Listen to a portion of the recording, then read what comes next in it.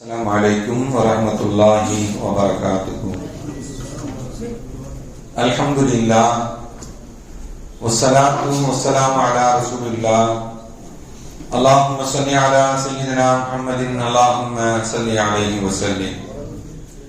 கண்ணியத்திற்கும் மரியாதைக்கும் உரிய அல்லாஹ்வின் நல்லடியார்களே, அருமையான சகோதர பெருமக்களே, அருமை நாயகம் முஹம்மது ஸல்லல்லாஹு அலைஹி வஸல்லம் உடைய பாக்கியம் நிறைந்த நல்லும்மத்துமார்களே, அருமையான பெருமக்களே, எந்த விஷயத்தை கேட்க இருக்கிறோமோ அந்த விஷயத்தின்படி அமல் செய்யக்கூடிய பாக்கியத்தினையும், கேட்ட விஷயங்களை பிறருக்கு எத்தி வைக்கக்கூடிய பாக்கியத்தினையும் அல்லாஹ் நம் அனைவருக்கும் வழங்கிடுவானாக.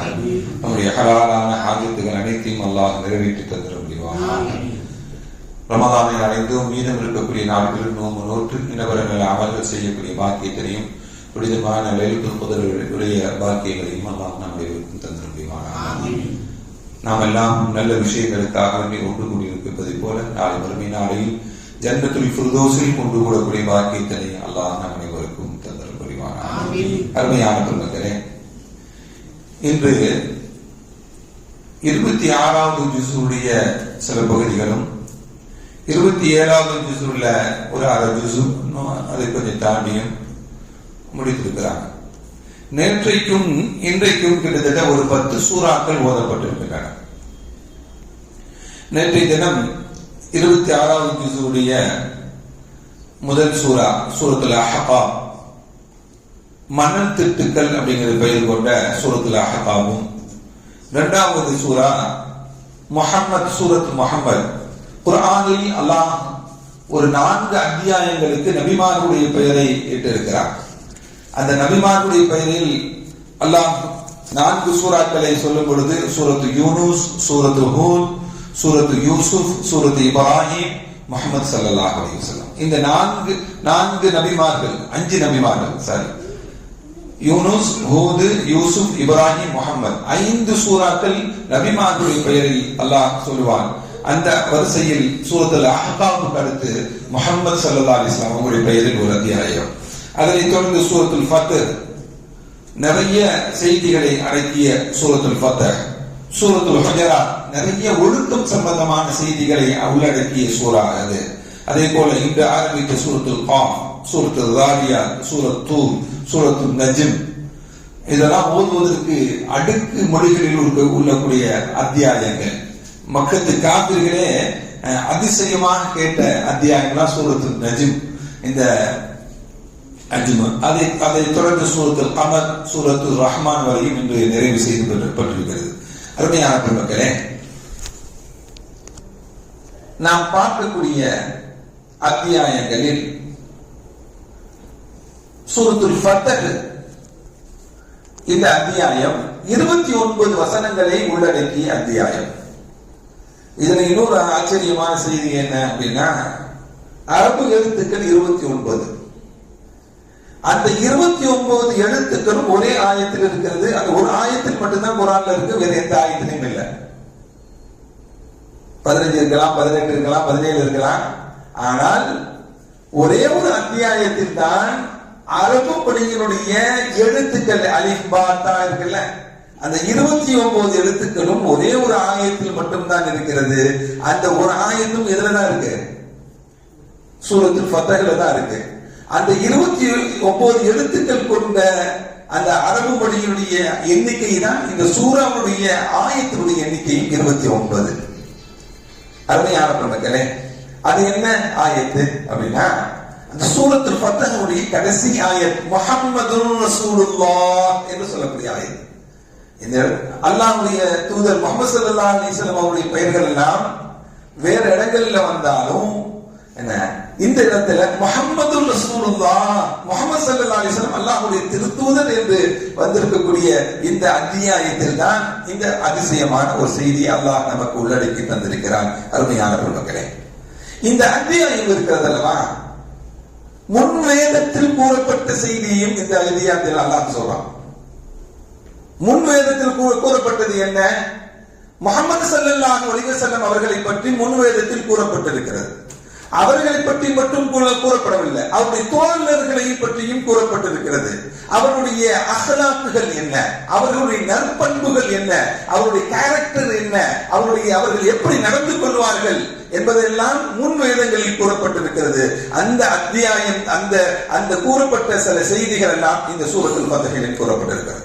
அதன் மிக முக்கியமானது முன்வேதத்தில் கூறப்பட்ட சஹாபாக்கள் சம்பந்தமாக கூறப்பட்டது. ருஹமாவு பைனஹும்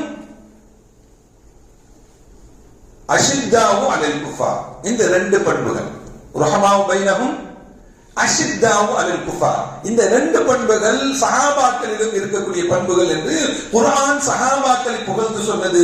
முன் வேதங்களிலும் இந்த செய்தி இருக்கிறது. என்ன இவர்கள்ட்ட என்ன அந்த ரெண்டு பண்புகள் அப்படின்னா, எதிரிகளை பார்த்தால் கடினமாக இருந்து கொள்வார்கள், கோபமாக இருப்பார்கள். எதிரிகளை பார்த்தா அஷித்தாவு கடுமையாக நடந்து கொள்வார்கள், கோபமாக நடந்து கொள்வாங்க, கடினமாக இருப்பாங்க. ருஹமாவு பைனஹும் தங்களுக்குள் இருக்கக்கூடிய அன்பு தோழர்கள் மூமின்கள் தன்னை சுற்றி இருக்கக்கூடிய நல்லடியார்களை பார்த்தா அன்பையும் பரிவையும் கருணையும் காட்டக்கூடியவர்களாக இருப்பாங்க. இது சஹாபாக்களுடைய கேரக்டர் என்று குர்ஆன் நமக்கு சொல்லி காட்டுகிறது. அவன் தனக்கு மத்தியிலே இருக்கக்கூடிய தோழர்களுக்கு மத்தியிலே எவ்வளவு அன்பையும் பாசத்தையும் பொழிந்து வாழ்ந்தார்கள் அந்த சஹாபா பெருமக்கள். நமக்கு மத்தியில எத்தனையோ ஹசதுகள் இருக்கு, போராமை, போட்டி, இதெல்லாம் இருக்கு. நம்ம நல்லா பேசிக்குவோம், பின்னாடி பார்த்தா நம்மளை பத்தி 4 பேர் பேசுவோம். இருக்கா இல்லையா? நடைமுறைதான் இது.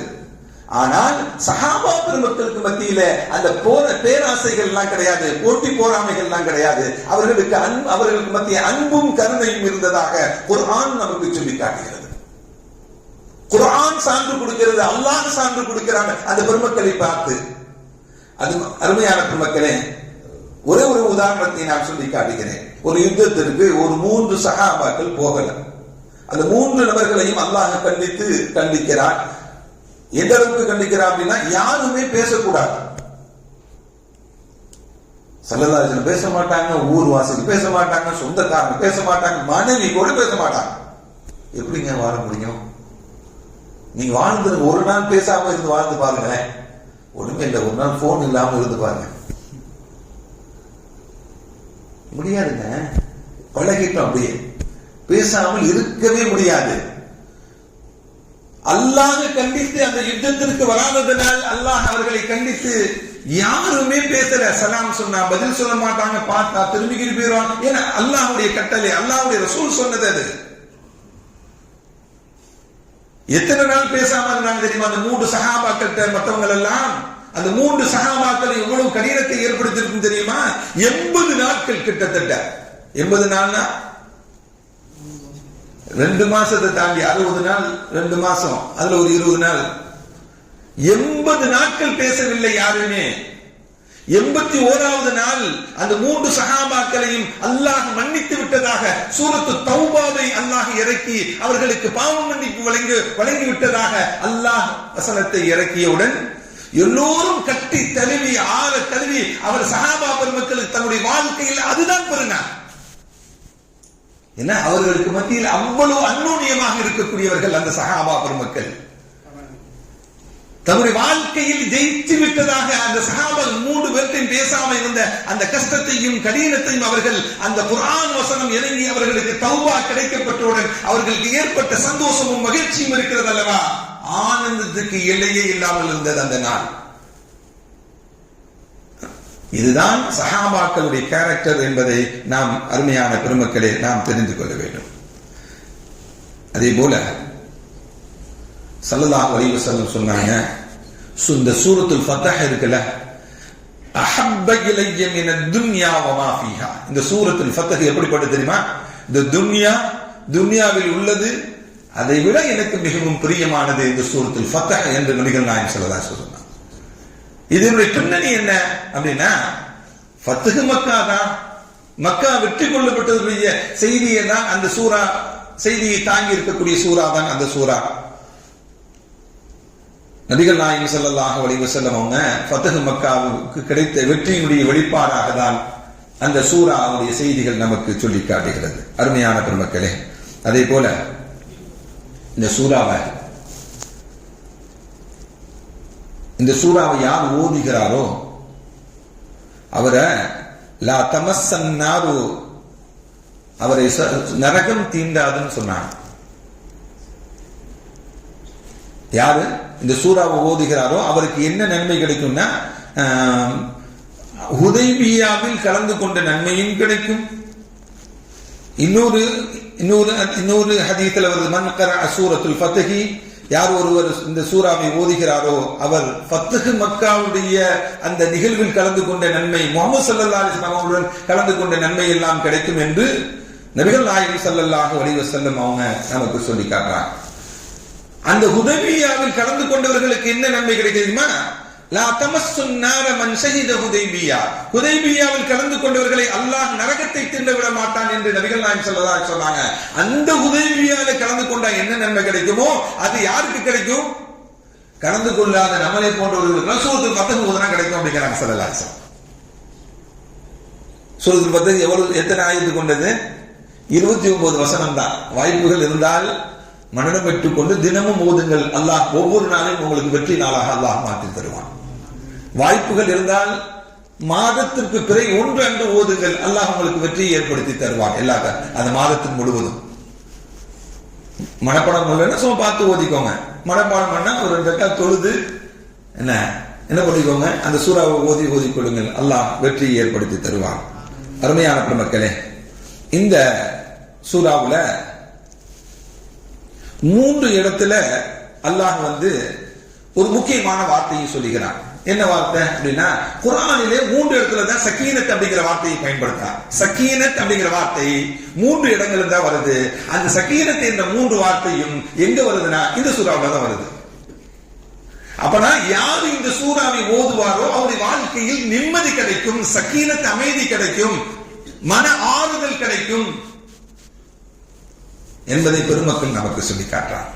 அப்பனா சக்கீனத் அப்படிங்கிறது இந்த அமைதியும் நிம்மதி, பதட்டமில்லாத நிலை, இதெல்லாம் இந்த சூறாவை ஓதிக்கொண்டால் நமக்கு கிடைக்கும் என்பதை பெருமக்கள் இந்த இந்த இந்த சூறாவுடைய சிறப்பை பற்றி நமக்கு சொல்லி தருவாங்க. அதே போல அடுத்த சூறா பார்த்தோம்னா சூரத்துல் ஹுஜராத். சூரத்துல் ஹுஜராத் அப்படின்னா அறைகள், தடுப்புகள், திரைகள் அப்படின்னு சொல்லி பொருள் கொண்டுக்கலாம். இதுல நிறைய நற்பண்புகளை, இந்த உம்மத்திற்கு தேவையான நிறைய நல்ல விஷயங்களை அல்லாஹ் சொல்லி காட்டுகிறார். அருமையான பெருமக்களே, சாபித் பின் கைஸ் என்று சொல்லக்கூடிய ஒரு சஹாபி சில நாட்கள் பள்ளியிலே காணவில்லை. ஸல்லல்லாஹு அலைஹி வஸல்லம் தொழுகு முடிஞ்சோன்னு திரும்பி உட்காருவாங்க மக்களை பார்த்து, யார் யார் வந்திருக்கிறா, யார் யார் வரல. எந்த தொழுகை நிறைவு செய்தாலும் என்ன பண்ணுவாங்க, மெஹராபை பார்த்துட்டு உட்கார மாட்டாங்க, திரும்பி உட்காருவாங்க. திரும்பி உட்கார்ந்து யார் தொழுகு வந்திருக்கிறா, யார் வரல.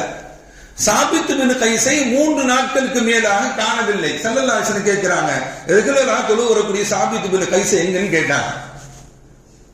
தெரியலங்கிறாங்க யாருமே. 3 நாள் தொழுகைக்கு எதிர்பார்த்துக் கொண்டிருக்கிறேன், அவரை காணுமே, ரெகுலரா தொழுகு வரக்கூடிய ஆளாச்ச. ஒருவர் சொன்னார், யா ரசூலுல்லாஹ், நான் அவர் எங்கே இருக்கிறார், நான் தேடிட்டு வரேன் அப்படின்னார். தேடினார், அங்கங்க தேடினார், இல்ல. கடைசியில் பார்த்தா அவர் வீட்டுக்கு போனா வீட்டுல தான் இருக்கிறார். வீட்டில் ஒரு மூலையில் குனிந்து ஒரு மூலையில் உட்கார்ந்து அழுது கொண்டிருக்கிறார். சென்ற தோழர், என்ன உங்களுக்கு ஆட்சி சாபித்து விட கைஸ் அவர்களே அப்படின்னா, அல்லாஹ் என்னை கண்டித்து விட்டான், தண்டித்து விட்டான், நான் நரகவாசி என்று சொல்லிவிட்டான். என்ன, என்னை நரகவாசிகள் என்று சொல்லிவிட்டான் அல்லாஹ். நரகவாசிகள் உள்ளவனாக நான் ஆகிவிட்டேன். அல்லாஹ் என்னை கண்டித்து வசனத்தை இறக்கி விட்டான். நான் என்ன செய்வது என்று மூளையில் உட்கார்ந்து அழுது இருக்கார், வீட்டில் உட்கார்ந்து. அது அப்படியே அந்த தோழர் ஸல்லல்லாஹு அலைஹி வஸல்லம் சொல்றாங்க, யா ரசூலல்லாஹ், சாபித் பின் கைஸ் இப்படி சொல்றார், நரகவாசின்னு சொல்லிக்கிறார், அல்லாஹ் கண்டித்து வசனத்தை இறக்கிட்டதாக சொல்றார். அவர்கிட்ட போய் சொல்லுங்க, ஹுவ மின் அஹ்லில் ஜன்னah, அவர் சொர்க்கவாசி என்று சொல்லுங்கள், அவர் நரகவாசி இல்ல. அவர் சொன்னார் அன மின் அஹ்லின் நார் சொன்னாரு, அவர் நரகத்தை சார்ந்தவர் அல்ல. ஹுவ மினல் ஜன்னah, ஹுவ மின் அஹ்லில் ஜன்னah, அவர் சொர்க்கவாசி என்று சொல்லுங்கள் என்று நபிகள் நாயகம் ஸல்லல்லாஹு அலைஹி வஸல்லம் சொல்லி அனுப்பினாங்க. என்ன வசனம் தெரியுமா? அவர் விஷயமா இறங்கினது இல்ல, அவர் தன்னைத்தானே நினைச்சுக்கிட்டார். விஷயம் வேற விஷயமாக இறங்கிய வசனம் அது. லா தர்ஃபஉ அஸ்வாத்தக்கும் ஃபௌக ஸௌத்தின் நபி ஸல்லல்லாஹு அலைஹி வஸல்லம் அவையில் ரசூலுல்லாஹ் இருந்தாங்கன்னா அவங்க சப்தத்தை விட உங்களுடைய சப்தத்தை உயர்த்தி பேசாதீங்க. இவருக்கு இயற்கையாகவே லவுட் ஸ்பீக்கர் இருக்கு, லவுடா தான் பேசுவார். கொஞ்சம் என்ன இயற்கையா குரலே அப்படி வேணுக்குன்னு பேசுறது இல்ல, சபையை அசிங்கப்படுத்தணும்னு பேசுறது இல்ல, பேசினாலே கொஞ்சம் சப்தமாக இருக்கும் அவருடைய சப்தம். அவர் இந்த வசனம் இறங்கணும்னு தனக்கு தான் இறங்குச்சுன்னு சொல்லி வீட்டில் உட்கார்ந்து அழுதுட்டு உட்கார்ந்துங்க. நான் நரகவாசி, என்னுடைய அமல்கள் எல்லாம் அழிக்கப்பட்டு விட்டது என்றெல்லாம் நினைச்சுக்கிட்டு என்ன பண்றாரு, வீட்டில் உட்கார்ந்து அவர் சொர்க்கவாசி என்று நபிகள் நாயகம் ஸல்லல்லாஹு அலைஹி வஸல்லம் நமக்கு சொல்லி காட்டினார். அருமையான பெருமக்களே, அந்த வசனமும் எதுல தான் இருக்கு, இந்த சூரத்துல் ஹுஜராத்ல தான் இருக்கு. அதே போல ஹஜ்ரத் உமர் ரலியல்லாஹு தஆலா ஆட்சி காலத்துல ஸல்லல்லாஹு அலைஹி வஸல்லம் அடக்க ஸ்தலத்தில் தாங்கி நிற்கக்கூடிய மஸ்ஜித் நபவியில இருந்து 2 பேர்கள் சத்தமா உட்கார்ந்து பேசியிருந்தாங்க. ஸல்லல்லாஹு அலைஹி மௌத்தாயிட்டாங்க, அபூபக்கருடைய ஆட்சி, அதுக்கு உமர் ரலியல்லாஹு தஆலா ஆட்சி காலத்துல மஸ்ஜித் நபவியில ஸல்லல்லாஹு அலைஹி வஸல்லம் அடக்க ஸ்தலத்தை தாங்கி நிற்கக்கூடிய அந்த மஸ்ஜித் நபவியில 2 பேர் சத்தமா பேசி இருக்கிறாங்க. பேசிக்கும் போது 2 பேர் சத்தமா பேசணும், நம்ம ஒரு சவுண்டை போட்டு அவங்கள அடக்குவோம், அப்படிதானே? பக்கத்துல போய் சொல்லக்கூடிய பண்புகள்லாம் ரொம்ப கம்மி. என்ன பண்ணாங்க, உமரது எல்லாம் கீழே சின்ன கல் ஒன்று இப்படி தூக்கி போட்டாங்க. அவங்க திரும்பி பார்த்தா உமரது எல்லாம் ஓடி வர்றாங்க, வாங்கன்னு கூப்பிட்டாங்க, ஓடி வர்றாங்க. எந்த ஊருன்னு கேட்டாங்க. உங்களுக்கு நான் அகல் யமன், யமன் வாசிகள் நாங்க அப்படின்னா, நீ மட்டும் மதினா வாசியா இருந்தா உன்னை அடிச்சு நொறுக்கி இருக்கொண்டாரு. ஏன் தெரியுமா? இது ஸல்லல்லாஹு அலைஹி வஸல்லம் பள்ளி வாசல். ஸல்லல்லாஹு அலைஹி வஸல்லம் தூங்கி கொண்டிருக்கிறார்கள் உள்ள மன்னரையில். ஸல்லல்லாஹு அலைஹி வஸல்லம் இருக்கக்கூடிய காலத்தில் எப்படி சப்தத்தை உயர்த்தி பேசக்கூடாதோ, மரணித்த பிறகும் சப்தத்தை உயர்த்தி பேசக்கூடாது. அருமையானவர்களே, கஅபத்துல்லாஹ்வுக்கும் மஸ்ஜித் நபவிக்கும் சென்றவர்களுக்கு தெரியும், மக்காவில் பார்த்தா காட்டு கூச்சலா இருக்கும், காட்டு கூச்சலா இருக்கும். அல்லாஹ் அல்லாஹ் அல்லாஹ் என்னன்னு சத்தம் போட்டுட்டே இருப்பாங்கல்ல. அவங்களுக்கு சுருத்தாக்களும் போலீஸுகளும் முத்தவாக்களும் சத்தம் போட்டுட்டே இருப்பாங்க. அதே மஸ்ஜித் நபவி பார்த்தீங்கன்னா நிசப்தமாக இருக்கும். நீங்கள் ஸலவாத்தை கூட சப்தமாக சொல்லிவிடக் கூடாது என்று இருக்கும், ஸலவாத்தை கூட மெதுவாக சொல்லுவாங்க.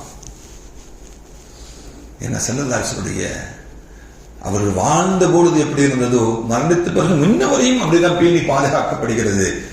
ஏன்னா அல்லாஹ்வுடைய கட்டளை, ரசூல் இருக்கக்கூடிய இடத்துல உங்களுடைய சப்தத்தை நீங்கள் உயர்த்தி பேசினீங்கன்னா உங்களுடைய அமல்கள் எல்லாம் வீணாகிவிடும் என்பதை குர்ஆன் நமக்கு சொல்லித் தரக்கூடிய செய்தி. அருமையான பெருமக்களே, அதே போல இந்த அத்தியாயத்தில் நாமெல்லாம் ஒரு அடிக்கடி ஒரு துஆவை கேட்போம். அல்லாஹும்ம ஹப்பிப் இலைனல் ஈமான் வஸய்யின்ஹு ஃபீ குலூபினா வகர்ரிஹ் இலைனல் குஃப்ர வல் ஃபுசூக வல் இஸ்யான் வஜஅல்னா மினர் ராஷிதீன். அப்படிங்கிற ஒரு துஆவை நாம் அதிகமாக கேட்போம். அந்த துஆவை தாங்கி நிற்கக்கூடிய அத்தியாயமும் இந்த அத்தியாயம் தான். இந்த துஆவுடைய வார்த்தைகளை தாங்கி நிற்கக்கூடிய அத்தியாயமும் இந்த அத்தியாயம் தான். யா அல்லாஹ், எங்களுடைய உள்ள எங்களுக்கு ஈமானை பிரியமுள்ளதாக ஆக்கித்தார். வஸய்யின்ஹு ஃபீ குலூபினா, எங்களுடைய கல்விகளை அதை அலங்காரமாக ஆக்கித்தார். குஃப்ரை நாங்கள் வெறுக்கக்கூடிய நிலையை எங்களுக்கு ஆக்கித்தார். எங்களுக்கு நேர்வழி காட்டுவாயாக என்று பொருள் அடங்கிய இந்த துஆவுடைய கருத்து அடங்கிய வாசகங்கள் அடங்கிய அத்தியாயமும் இந்த சூறாவில் கிட்டத்தட்ட ஒரு 7வது ஆயத்து நினைக்கிறேன். அந்த அத்தியாயத்துல நீங்க பார்த்துக்கலாம். அருமையான பெருமக்களே, நபிகள் நாயகம் ஸல்லல்லாஹு அலைஹி வஸல்லம் சொன்னாங்க, இன்னொரு அத்தியாயம் இந்த சூறாவில் இருக்கு. இன்னமல் முஃமினூன இஹ்வா, மூமின்கள் எல்லாம் சகோதரர்கள் என்று நம்ம எல்லாம் சொல்லிக்கிறோம்ல.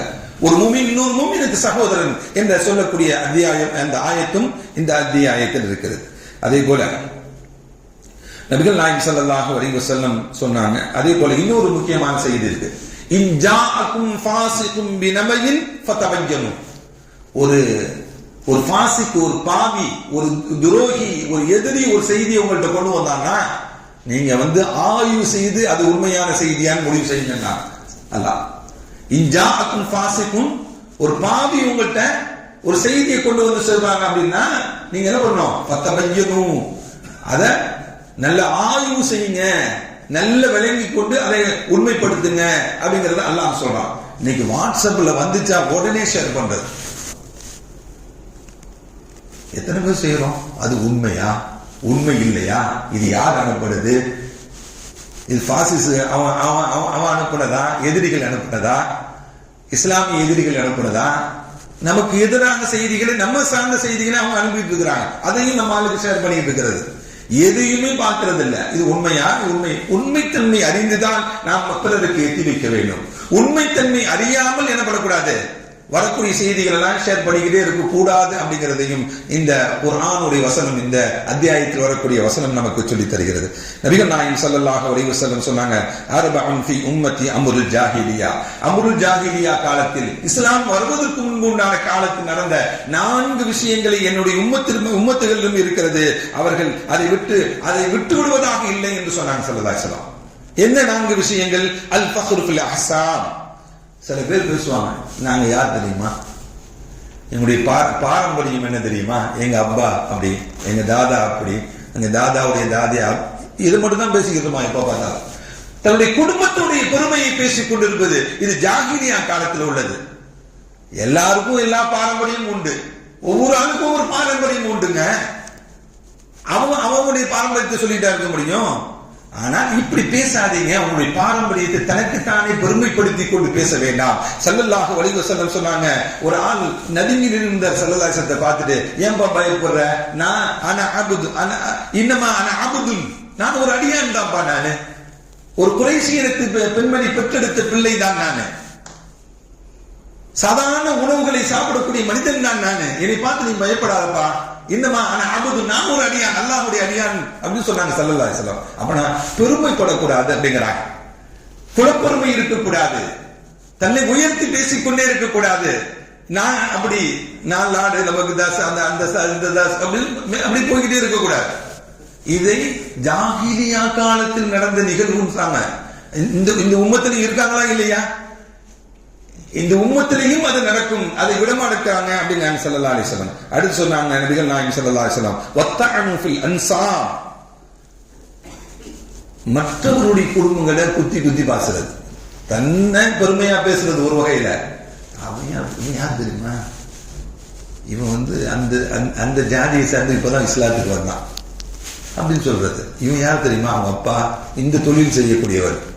ஒரு இழிவாக மற்றவர்களுடைய குடும்பங்களையும் மற்றவருடைய கோத்திரங்களையும் இழிவாக பேசக்கூடிய இதுவும் ஜாகிலியா காலத்தில்.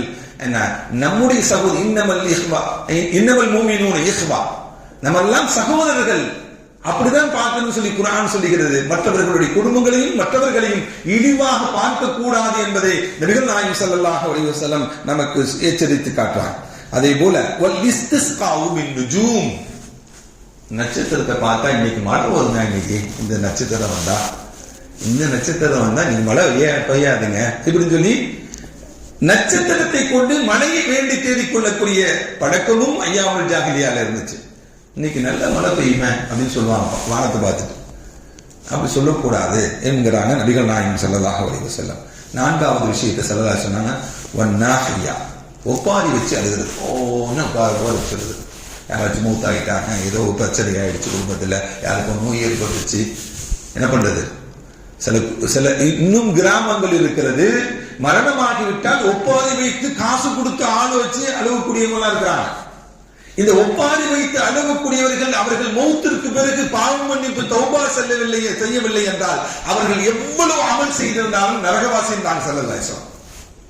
எவ்வளவு அமல் செஞ்சாலும் இப்படி ஒப்பாரி வைத்து அழக்கூடியவர்கள் மௌத்திற்கு முன்பாக தௌபா செய்து கொள்ளவில்லை என்றால் அவர்கள் அகுலுன் நார் என்று சொன்னாங்க ஸல்லல்லாஹு அலைஹி வஸல்லம். அருமையான பெருமக்களே, இந்த 4 விஷயங்களும் ஐயாமுல் ஜாகிலியா காலத்தில் உள்ளது. என்னுடைய உம்மத்திலையும் பின்பற்றி வர்றாங்க, அதை விடமடுக்கிறாங்க என்ற செய்தியும் நபிகள் நாயகம் ஸல்லல்லாஹு அலைஹி வஸல்லம் சொன்னாங்க. இந்த ஓதிய வசனத்தில், இந்த அத்தியாயங்களில் இன்னொன்னு சொல்லுவோம், வலா தனாபஸு பில் அல்காப், பட்ட பேர் சொல்லி அழைக்காதீங்க. எத்தனை பேர் இன்னைக்கு பட்ட பேர் சொன்னாதான், பட்ட பேர் சொல்லி மற்றவர்களை இழிவுபடுத்துவது அல்ல. அழகான பெயர்கள் இருக்கிறது. லகபு சொல்லிக்கலாம். லகபுனா என்ன அப்படின்னா, ஒரு பையன் இருக்கிறாரு, அவருக்கு அண்ணன் இருக்கிறாரு, அவருடைய பெயரை சொல்லி அப்துல்லான்னு வச்சுக்கோங்களேன், இல்லாட்டி முகம்மதுன்னு வச்சுக்கோங்க. இவர் அபு முகம்மது, இவர் முகம்மதுடைய தந்தைன்னு சொல்லிக்கலாம். ஆனா இவருக்கு ஒரு பட்டப்பெயரை சொல்லி அந்த பட்டப்பெயரை கொண்டு என்ன பண்ணாதீங்க, அழைக்க வேண்டாம் என்று குர்ஆன் நமக்கு அழகாக சொல்லி காட்டுகிறது. அருமையான பெருமக்களே, நிறைவுக்கு வருகிறேன்.